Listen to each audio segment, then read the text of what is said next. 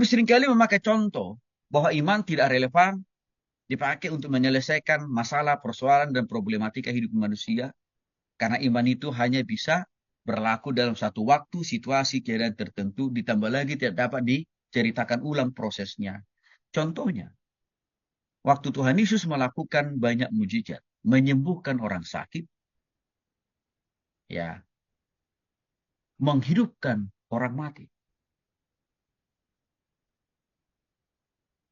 Semua mujizat itu kan berlangsung secara supranatural, Bapak Ibu.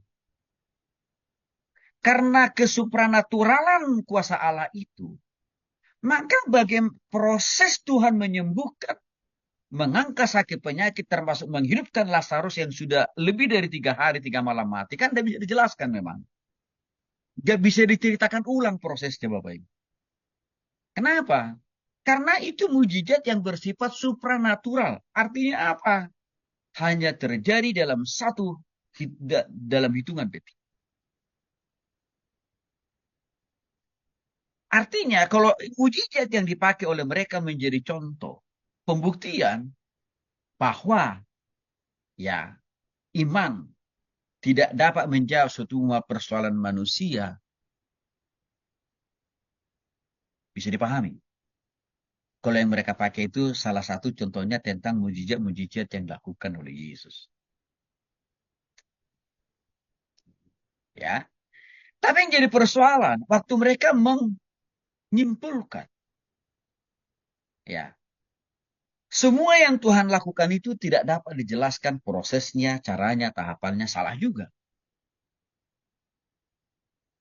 Mengapa? Mari kita sedikit kembali ke Kejadian pasal 1, saudara. 1 sampai dengan 30. Di sana secara sistemik dijelaskan oleh Tuhan bagaimana proses penciptaan hari pertama, kedua, ketiga, keempat, lima, keenam, sampai kita akhiri dengan hari istirahat, yaitu hari beribadah hari kedua. Itu menjadi sebuah fakta bahwa proses penciptaan bumi, langit, dan segala isinya, itu bisa dijelaskan Tuhan ulang juga. Artinya apa? Pemahaman yang dimiliki oleh sebagian besar orang Kristen yang seperti ini tidak benar juga. Kalau mereka selalu langsung menyimpulkan mujizat itu tidak dapat, ya semua pekerjaan Tuhan tidak dapat dijelaskan ulang, salah juga. Kalau mujizat memang nggak bisa dijelaskan ulang, karena berlangsungnya secara sekejap, alias supranatural. Lalu mereka mengkomparasikan atau membandingkan dengan ilmu pengetahuan, sains, dan teknologi. Di mana mereka mengatakan, produk ilmu pengetahuan atau teknologi itu dapat diteliti ulang. Prosesnya dari awal, pertengahan, sampai akhir. Mereka kasih contoh, pembuatan obat. Itu memang betul. Dapat dijelaskan, dapat dieksperimenkan memang. Bahan bakunya dari mana, bagaimana proses pengolahan awal, pertengahan, sampai menghasilkan sebuah obat. Contoh lain misalkan vaksin COVID-19. Memang kan memang. Awal mulanya bagaimana, dan berapa orang yang dan harus diuji coba ke berapa orang dulu. Demikian juga hanya misalkan dalam hal pembuatan robot bisa dijelaskan semuanya. Sehingga melalui contoh-contoh ini mereka mengatakan produk ilmu pengetahuan, sains, dan teknologi lebih masuk akal dibanding daripada karya pekerjaan Tuhan. Nah, saudara, pemikiran ini saya katakan sekali lagi ada di kalangan para mahasiswa yang kuliah di berbagai perguruan tinggi, negeri atau swasta. Walaupun saya katakan tadi, pemikiran ini ya ada di sebagian besar para mahasiswa, artinya tidak 100% juga. Para mahasiswa yang kuliah di berbagai perguruan tinggi selalu berpikir seperti ini. Tetapi memang harus kita akui ada sebagian besar. Dan itu saya banyak menemukan pemahaman yang keliru seperti ini di berbagai kampus di mana saya pernah mengajar dari tahun 2000 sampai sekarang.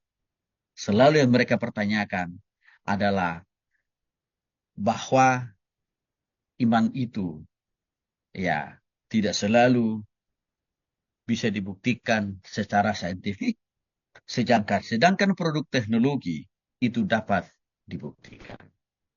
Nah, Pemikiran yang salah di atas, ini tidak boleh kita biarkan. Ada dan terus berkembang di dalam pikiran mahasiswa di berbagai yang kejang kuliah di berbagai perguruan tinggi. Ini tidak boleh kita biarkan. Mengapa? Karena ini bisa berbahaya. Bahayanya di mana? Kalau para mahasiswa berpikiran bengkok seperti ini, lama-kelamaan mereka bisa menjadi ateis, Bapak. Dan saya pernah bertemu dengan beberapa orang mahasiswa di salah satu perguruan tinggi ternama di Bandung. Saya tanya namanya, Yeremia. Pikiran saya, ini pasti orangnya rohani. Lalu saya tanya, kamu percaya nggak bahwa Tuhan itu sungguh ada? Nggak pakai-pakai lama, saudara. Langsung dia jawab dengan singkat, jelas, dan padat. Saya sangat tidak percaya bahwa Tuhan itu ada. Bayangin Bapak Ibu. Lalu saya tanya lebih jauh. Kenapa kamu tidak percaya? Karena saya tidak pernah. Karena Tuhan tidak pernah menunjukkan dirinya. Menunjukkan wajahnya kepada saya. Kalaupun ada film tentang Yesus, itu kan film Pak. Buatan itu. Artinya belum tentu itu wajah Yesus yang sesungguhnya. Lalu saya semakin bertambah penasaran dan saya tanya lebih lanjut. Apa pekerjaan orang tua? Kaget juga saya. Dia bilang, bapak saya pendeta. Kaget saya, saudara. Bapak saya pendeta, dia bilang. Bahkan dia sebut, jabatan bapaknya bukan hanya pendeta biasa, pendeta jemaat, tapi juga ya mengepalai beberapa gereja ya di satu kota, di satu provinsi. Lah, bapakmu pendeta, tapi kamu ateis. Gimana ceritanya itu, saya bilang. Ya begitu, Pak.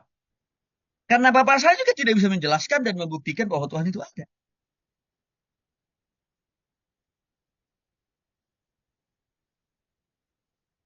Itu kata dia.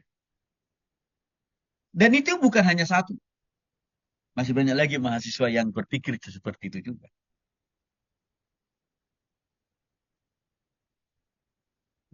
Nah, jadi pemikiran ini sangat amat berbahaya karena mereka bisa menjadi ateis dan pemikiran ateis itu berarti tidak percaya Tuhan Bapak Ibu ya, adanya Tuhan ya. Ya. Dia suatu saat kalau dia ini berhasil lulus dari tempat di mana dia kuliah, lalu dia akan menjadi seorang ilmuwan yang berhasil. Taruhlah misalkan bisa menciptakan senjata. Boom. Maka saya kira dia akan mempergunakan kepintarannya untuk menciptakan bom untuk apa? Membumi, hanguskan bumi dan segala isinya termasuk manusia. Nah itulah akan dampak negatif seperti itulah yang pasti terjadi. Kalau kita biarkan pemahaman yang bengkok dan keliru seperti ini. Apalagi tadi dia mengatakan, Bapak saya tidak pernah bisa buktikan bahwa Tuhan itu ada, Pak. Walaupun Bapak saya pendeta, dia bilang.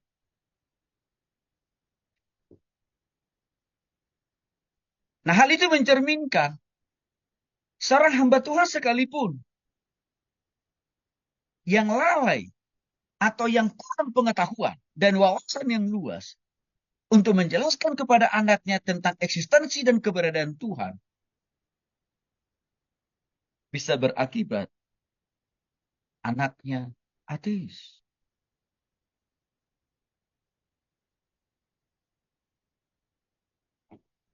Dan itu sangat berbahaya.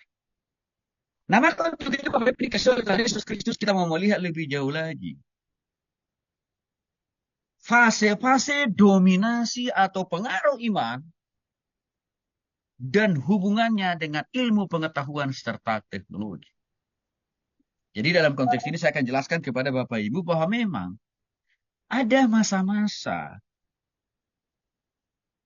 dominasi atau pengaruh iman itu sangat besar terhadap ilmu pengetahuan dan teknologi. Salah satunya akan saya jelaskan di bagian yang pertama ini adalah pengaruh atau dominasi Alkitab dan iman Kristen terhadap ilmu pengetahuan serta sains. Hal ini terjadi pada abad pertengahan, atau sering juga dikenal dengan istilah abad kegelapan. Ini berlangsung sekitar tahun 500 Masehi sampai dengan tahun 1500 Masehi. Berarti setelah Kristus lahir. Disebutlah di tahun pertengahan atau abad kegelapan. Di mana pada abad ini pengaruh iman terhadap ilmu pengetahuan atau sains sangat dirasakan. Saking begitu derasnya pengaruh iman dan ilmu pengetahuan, dan pengaruh iman terhadap ilmu pengetahuan.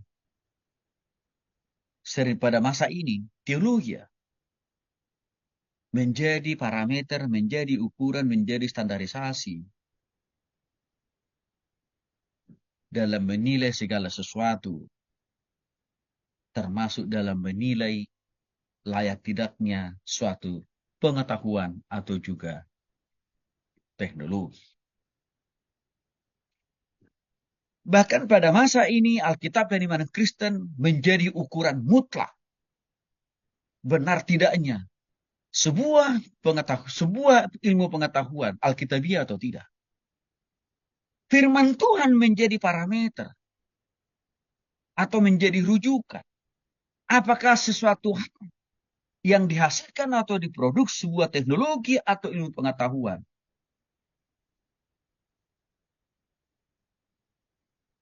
berlandaskan firman Tuhan atau tidak. Jadi bisa dikatakan abad pertengahan atau abad kegelapan ini adalah abad keemasan, di mana pengaruh dominasi Alkitab dan iman Kristen terhadap ilmu pengetahuan dan sains sangat begitu tinggi. Maka bisa kita lihat beberapa contoh pengaruh dominasi iman terhadap ilmu pengetahuan di abad ini. Yang pertama, ketika Nikolaus Kopernikus membaca Alkitab. Dia ini seorang anak Tuhan yang setia dan taat membaca, merenungkan, dan melakukan firman Tuhan. Hasil perenungannya, hasil pembacaan terhadap firman Tuhan yang dilakukan dengan konsisten, saudara. Nikolaus Kopernikus berhasil menemukan bahwa matahari diciptakan Tuhan sebagai pusat tata surya, bukan bumi.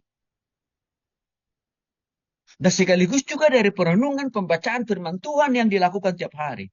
Dia juga melihat di dalam firman Tuhan, matahari berguna. Bukan hanya diciptakan Tuhan, bukan hanya Tuhan menciptakan matahari, tapi juga matahari itu diberikan Tuhan dengan kegunaan menerangi siang hari. Dan juga memisahkan siang dari malam. Hal itu dicatat baik-baik dalam Kejadian pasal 1. Ayat 14 sampai dengan ayat 45. Artinya di sini kita lihat, waktu seorang ilmuwan takut akan Tuhan, maka Tuhan pun bekerja di hati dan pikirannya, sehingga Tuhan memberikan penerangan di dalam hati dan pikirannya, tentang segala sesuatu yang Tuhan ciptakan di dunia ini, termasuk di dalamnya matahari, dan untuk apa matahari itu dicipta dan dipergunakan. Ini luar biasa. Dampak pembacaan Alkitab terhadap pengetahuan manusia. Dan memang kalau kita mau melihat lebih jauh, banyak fakta-fakta di Alkitab.